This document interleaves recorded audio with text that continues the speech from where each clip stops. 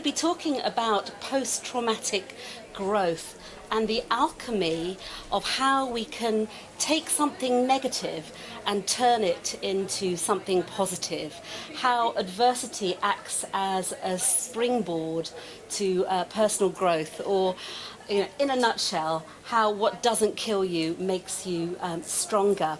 And just to start off with, I'd just like you to imagine a beautiful vase, maybe a tall, elegant flower vase or a Roman pot. And this is a metaphor for post-traumatic growth. So imagine a vase and it smashes. And that's the equivalent of life facing a crisis in life. How do you respond when life breaks down?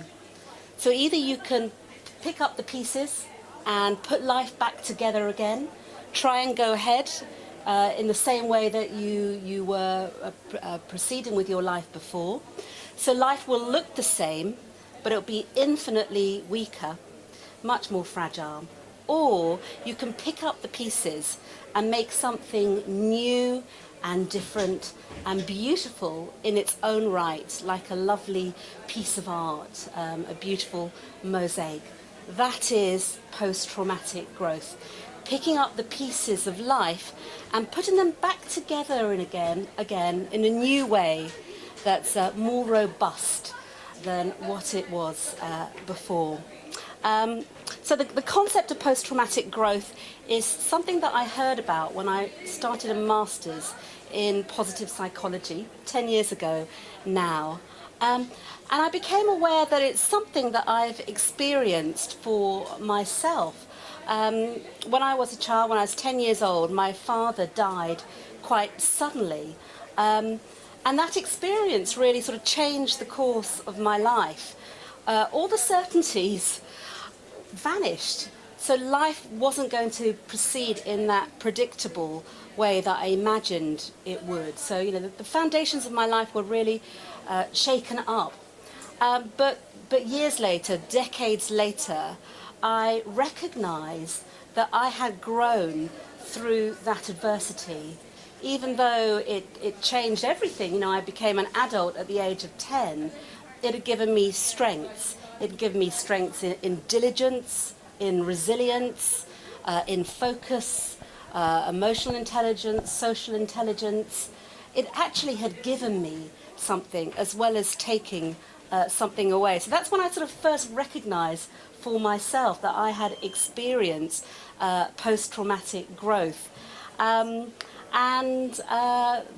through doing the masters and also through having a dear friend called Pat Pilkington, who was the founder of the Bristol Cancer Help Centre, I was introduced to a number of people who had experienced post-traumatic growth, people who had cancer, and had somehow found that there was a gift in the experience, something positive had come out of that negative experience. So that's how I really sort of got to know about post-traumatic growth. And then in 2014 came the genesis of this book. In 2014, I just had a significant birthday. I was feeling very optimistic. And then I had two traumas came back to back. My mother had a stroke and a heart attack. And she was in intensive care for about a week and in hospital for about 12 weeks. So that was, pretty difficult to cope with. And I was actually abroad when it happened. And I became a target of cyber harassment. Now, one of those things would be enough to knock me over. But the two coming together was really enough to break me down. And I found it very difficult to cope. So I was sort of up close and personal with trauma again. And in trying to overcome that experience, I actually went back to the trauma of the 1970s when my father died. So the processing of the kind of more recent trauma also helped to deal with that trauma back then. So that was kind of how the book started. And then a very good friend of mine, Ashley, you will know Felicity, Aiken Smith, she took me for a walk around the Chew Valley just south of Bristol. And she said to me, Miriam, you know, you could actually do something with this. You could use it in your work. You could write a course on resilience, or write a book on developing your resilience. And that really was a watershed moment for me, because I went from being really quite vulnerable and a victim of what had happened to me, and it turned it around, and I became sort of empowered by it. So I started chronicling all the little episodes of harassment that were happening online, and I started researching resilience much more, and this is what it resulted in. This book, What is Post-Traumatic Growth? So I guess the big question is, what is post-traumatic growth? And I have to say, you have to go buy the book, because I have a terrible memory. But basically, post-traumatic growth refers to the positive changes that happen as a result of struggling with adversity. So it's not about so much the adversity itself, the crisis, it's the struggle with that that helps to turn the negative into something positive. And there's a whole field of post-traumatic growth now, and what they've discovered is that people change in 3 ways. They experience changes in themselves, they experience changes in their relationships, and they experience changes in their philosophy on life, their worldview. And these are slow changes. You know, we are not talking about the sort of instant makeover of TV programs and lifestyle magazines. It's slow, but it's no less substantial for that. You know, in my case, we're talking about decades. But it's not only about change, it's about more than that. People say that they have gained in some way from the adversity that they've experienced. And they've gained in 5 different ways. There are 5 dimensions to post-traumatic growth. So firstly, people have a sense of growing stronger. You know, that old phrase, what doesn't kill you makes you stronger, seems to be true. People have not only do they feel stronger and more robust in themselves, but they have a better idea of who they are and what's important to them as well.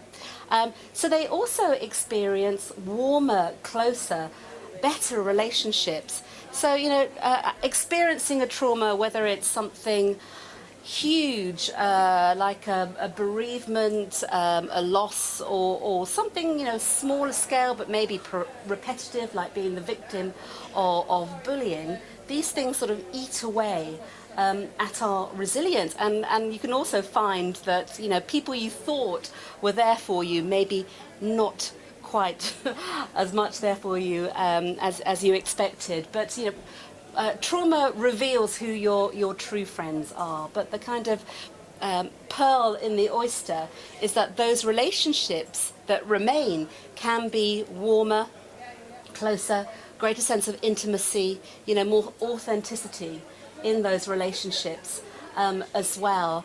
And one thing I recognized through my own experience is the kindness of strangers. You know, when you go through a traumatic experience, sometimes strangers, you know, people you don't know, can be immensely kind. I remember when my mother had just come out of intensive care and she was on a ward. I went to see her. I'd actually had a phone call to say that she'd become unresponsive. So I drove 3 hours, 80 miles an hour down the motorway up to Hertfordshire where she was, and when I got to the ward she wasn't in the bed that I thought she was going to be in. So I sunk to the floor, and a really kind nurse, she sort of picked me up, she scooped me up and she walked me round to where my mother was, and I will never ever forget that kindness. You know, it still touches me today. Today, Camilla, I remember something that you said about after you suffered a brain injury, discovering a community, being a community of people who were going through that sort of similar experience. So I think, when you go through trauma like that, often you do discover the better side of humanity, the fellowship of man and woman. Through that adversity. So closer relationships is the second way in which people say that they gain from going through a traumatic experience. The third is a sort of fresh appreciation of life, particularly people who face life-threatening illnesses, for example. It can really lead to you appreciating what you have, helps you be grateful for what you have. So that sort of fresh appreciation of the everyday and what we actually have in our lives. So that's the third dimension of post-traumatic growth. The fourth is a sense of new beginnings, new possibilities, new opportunities. So after the endings come new beginnings. Trauma often does act as a watershed in life. It is a new turning point, a new chapter opens up. It's the metaphor of phoenix rising from the ashes of the old life comes green shoots of something new. And the final way is a spiritual development. Often people have a deepening in their sort of sense of spirituality as well, a greater sense of meaning and purpose in life. And one of the, I think, sort of gifts of trauma is that it opens the gateway to a different type of happiness, a deeper kind of happiness of meaning and purpose, which is known as eudaimonic well-being. It comes from an old ancient Greek term, daimon, which is about being true to your nature. Felicity put me in touch with this particular case study, which is a woman who ran a publishing company, and she was diagnosed with breast cancer. And shortly after she was diagnosed, her partner was also received a diagnosis of cancer. When the consultant told me, "You have breast cancer, we think it's stage 2, I was running a small business, and we agreed that I would continue to work for as long as I felt able to. Along with the fear of dying of cancer, the interesting thing was that I also felt immense relief. I can let go now. I had been feeling burdened by the business for some time, but didn't want to let people down. The cancer became my friend in that curious way. It gave me a good reason to stop. Now Andrew and I have both finished our treatments and we are well." Cancer brought about a profound change. It pushed me off my feeling that in order to be loved, to be a good person, I needed to be perfect and shiny and well. Instead, I found that my body and brain were fallible and the world didn't fall apart. People still loved me. I let go of the business and it was okay. And I feel much more in touch with life. Knowledge of my own vulnerability has helped me to open to others. There were many positives, to the extent that if you offered me the opportunity to change my history and not have cancer, I would not take you up on it.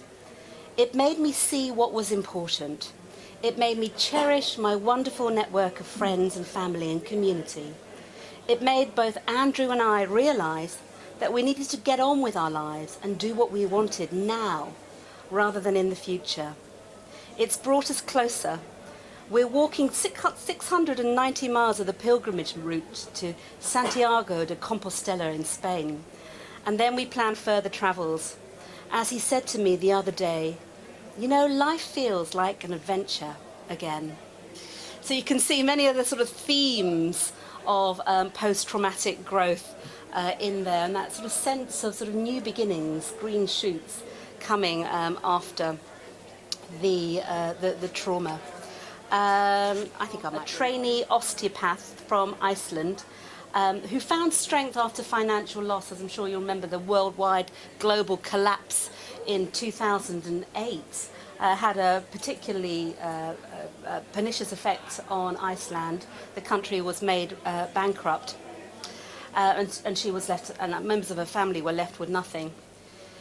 The sudden reality was that we had virtually nothing left. My new home was taken by the bank for almost nothing. I remember once I hardly had money for food, but I didn't tell anyone because most of the people closest to me had left Iceland. It was very hard to see my family give up and move abroad to start again. I have been through a lot in my life, but the experience of losing everything financially and seeing my family go through the same has only made me stronger and more focused on what matters.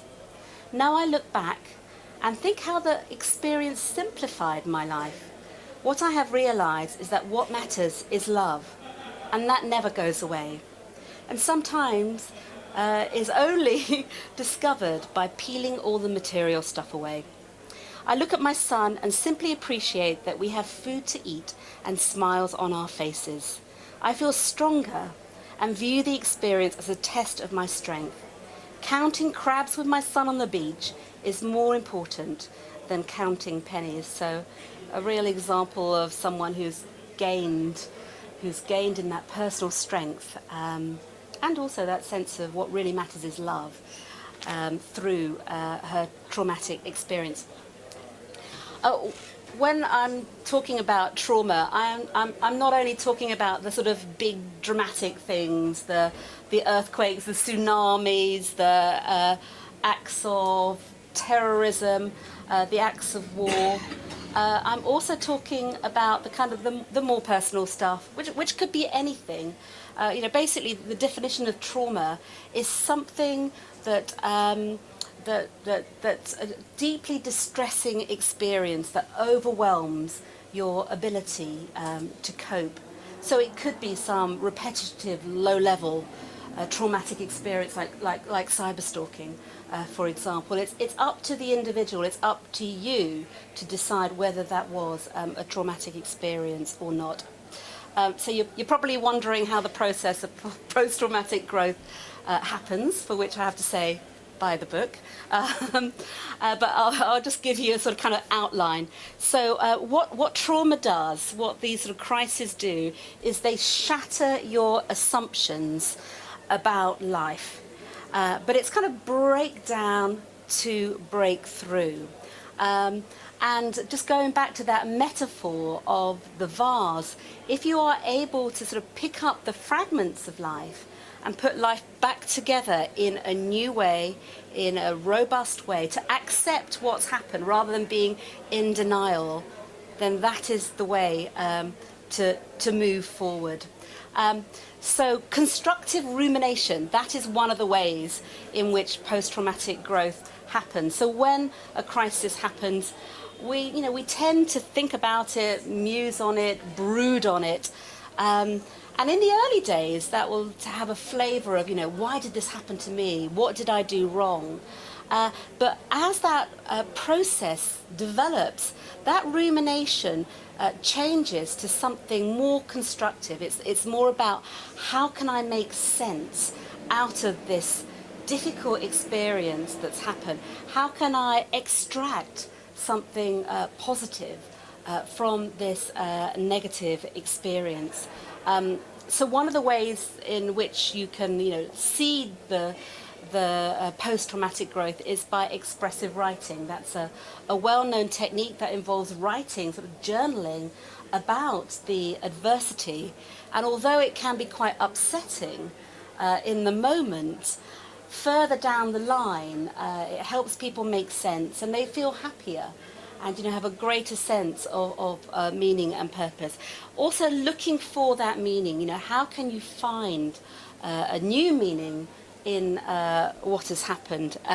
There's a wonderful Viktor Frankl quote. Viktor Frankl, a psychiatrist who was incarcerated during World War II, he's done a lot to contribute to our understanding of post-traumatic growth.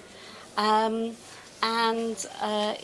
did he say? This wonderful quote Everything can be taken from a man, but the last of the human freedoms to choose one's attitude in any given circumstances. So we may not be able to control what happens, but we can control the meaning that we give to that. And if we can find some value in the experience, if we can find some way of, some positive in what's happened, then that's the alchemy that turns a trauma into post-traumatic growth. So that's a little sort of introduction to the book, and I just wonder if anyone might have some questions or might have an example of experiencing post-traumatic growth, whether it was growing in personal strength, warmer, closer relationships, fresh appreciation for life, a sense of new beginnings, new priorities, new opportunities, or a sort of deepening of a sort of spirituality, spiritual development. What makes people more resilient? What makes people able to grow through adversity? I just wonder, Felicity, have you got an opinion on this?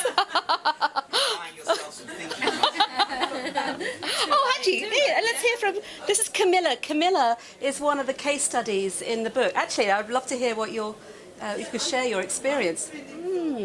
Sounds like, yeah, those people who've got some spirit. There is there is a bit of a continuum of post-traumatic growth. So if post-traumatic growth comes through the struggle with adversity rather than the adversity itself. So if there's not enough adversity, then you're not going to have post-traumatic growth because it hasn't really affected you much. If you have too much trauma, I mean, there are some traumas that are very, very difficult to recover from, and people don't. Then in that case there won't be post-traumatic growth. But I guess it's the people who are open. Oh, I tell you what I think, one thing I think is key is acceptance. Acceptance that the tectonic plates of life have shifted. If you can get to a place of acceptance, then the possibility of post-traumatic growth opens up. What do you think, Felicity? Felicity Bigot, has worked with survivors of the 7/7 tube bombings. What are your thoughts on it? That's in the book. And one thing I would say is that I'm very reassured by neuroscience. What I've learned about neuroscience is that the brain changes in response to experience, of course, but also in response to training as well. So things are more malleable, they're more flexible than they are fixed. And I think that's the real sort of message of hope about the experience that we can recover from trauma and go on to thrive. So, we are more resilient than we think we are. Some people are born resilient, but resilience is something that we can develop and grow. Thank you. Any other questions? It's certainly true that for post-traumatic growth to occur, we need our assumptions about life to be shattered. And actually there's a real creativity in that. We're no longer going along the path that we expected to be treading. So I agree with you. It knocks you off that path you were on. There's definitely a sort of creativity in that. When everything's shaken up, it can, rather similar to you, sir, it sort of opens you up to sort of new and different ways of being. I used to be a very driven person, extremely driven, and I'm not anymore.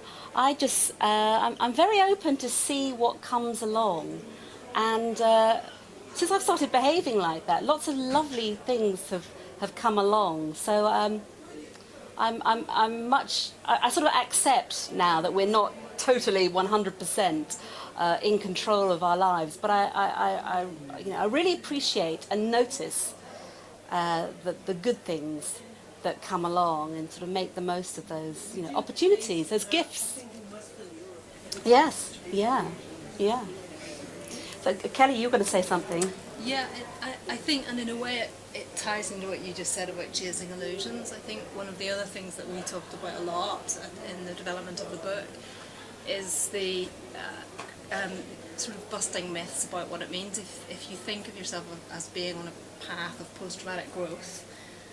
That doesn't mean you always feel like that. And and I have experienced it very much in waves, and even I've been feeling like really in that thriving zone more recently. And then interestingly, even say just this weekend, you know, the big storm, we were down in Hastings by the sea, the big storm on Sunday night, and we were staying in a place by the sea. Now, I haven't had nightmares about the tsunami since very close to the time, but there was a really rumbling deep thunder, and it woke me from my sleep, and I jumped, like it's actually making me, I jumped out of bed and thought I was there. You know, I thought I was on the beach. I thought the water was going to come round, and I didn't know what to do. And it really took me by surprise, because I've gone through a lot of processes and felt that not that that's behind me, but I didn't expect it.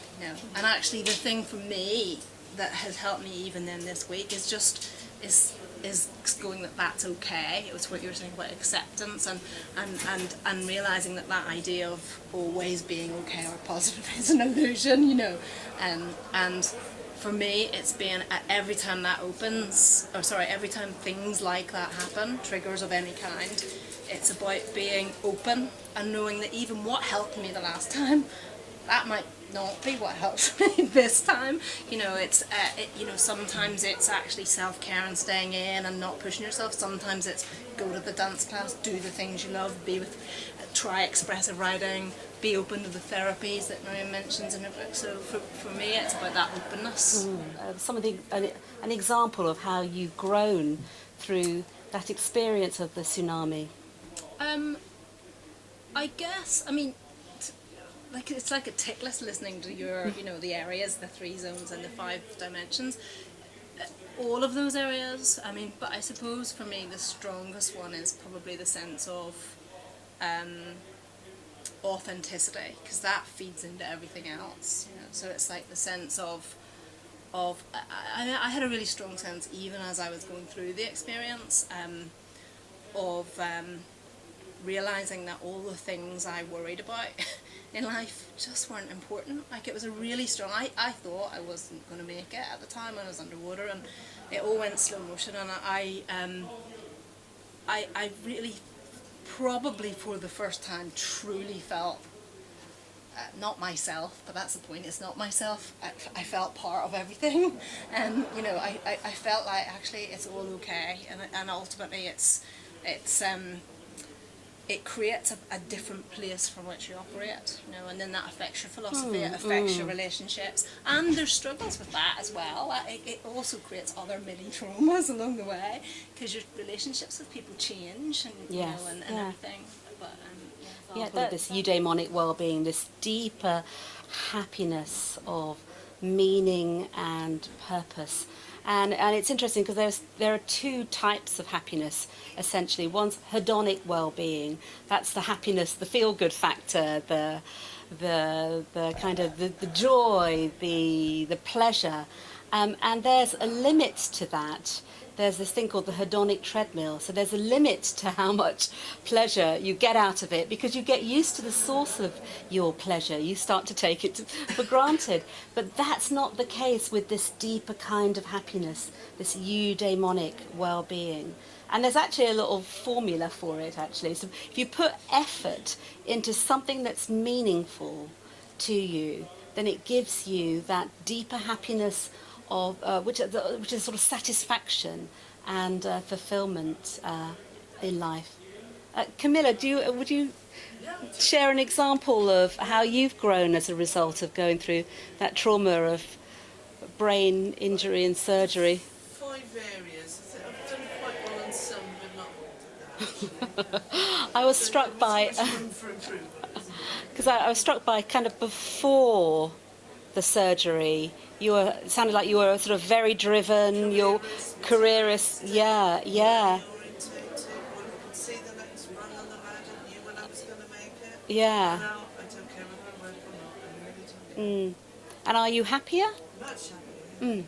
It's a real strong sense of before and after there with you. Say that eudaimonic. Eudaimonic well-being. I don't know. That's that's my pronunciation. Yeah, I'm going to Kenya. I'm going to do some poetry. Yeah. Practice. Yeah. Live now. Why put it off till Yeah. 65? Exactly. I'll do Yeah. 57, why not? So a real strong sense of meaning Yeah. there. Yeah. Yeah. It's not to do with assumptions. Yeah. So anyone else got any questions or comments? Oh gosh, that's a big question. When you say you can't allow yourself the dip, you mean you have to sort of keep going? Yes. I mean, yeah. Oh, a lot of people are in that position. I don't have a ready answer for that. I recognise it. I expect it to be quite common. Yeah. Well, I think the approach is holistic. You know, the approach is there are things, some of the mind-based therapies such as mindfulness training are helpful. It's physical as well. I think that's something that I got from you, Kelly. That it's taking a sort of a full mind, body, spirit approach to it. I recognise that yes, your sympathetic nervous system is on overdrive. And actually, I do think, I've got a chapter, the first chapter in the book, which offers approaches to trauma, is about body-based therapies. And I think that's a really good way to go, actually, because as I learned from Felicity, that's what the traumatic response is about. Your body is locked in that fight or flight response. So taking a body-based response approach, whether that's like those mindfulness therapies, breathing's a great one. There are some tools. I've got one in the book called 478 breathing, which comes from someone called Dr. Andrew Weil. Although it's originally a sort of yoga-based breathing technique, a great way of taking you from that sympathetic response, that fight or flight stress response, into the parasympathetic nervous system. So that would be my recommendation, to sort of start with that body-based approach. Wish you courage with that, but I know what it's like. Yeah, just having to keep going.